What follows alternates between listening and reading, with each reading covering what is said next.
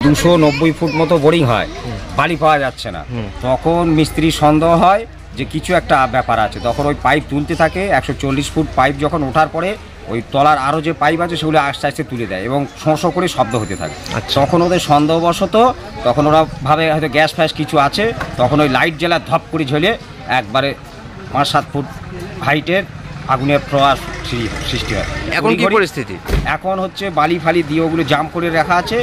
সন্ধ্যে থেকে গত সন্ধ্যার থেকে এই ব্যবস্থায় পড়ে আছে। আমাদের এই দক্ষিণ পাটি সমুদ্রগড় অঞ্চলের দক্ষিণ পাটি মৌজায় আপনার একটা ওই সাবমার্শাল কল বসছিল কালকে থেকে। সেই কলের একটা রিস্টু হয়ে যখন পাইপটা বসানোর টাইমে আপনার নিচে থেকে গ্যাস লিক করছিল।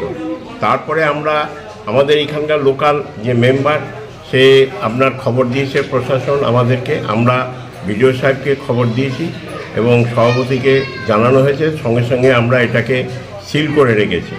যে তারপরে আমরা দেশলাই দিয়ে একবার দেখেছি যে ওটা আগুন জ্বলছে।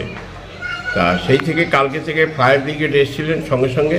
তারপরে বিডিও সাহেব আমরা সিল করার পরে আজকে সেই জায়গাটা কি করা হবে সেই জন্য ওএনজিসিকে বিডিও সাহেব খবর দেওয়ার পরে ওনারা আজকে আসবেন। কিন্তু ওনারা রাস্তা ভুল করে বর্ধমান লাইনের দিকে চলে গেছে। তা 2 ঘন্টা বাদে আসছেন। তারপরে আসলে আমরা সেই পদক্ষেপ গ্রহণ করব। কীভাবে কী করা যাবে না যাবে সবাই এটা কি থেকে হচ্ছে সেটা জানা যাবে।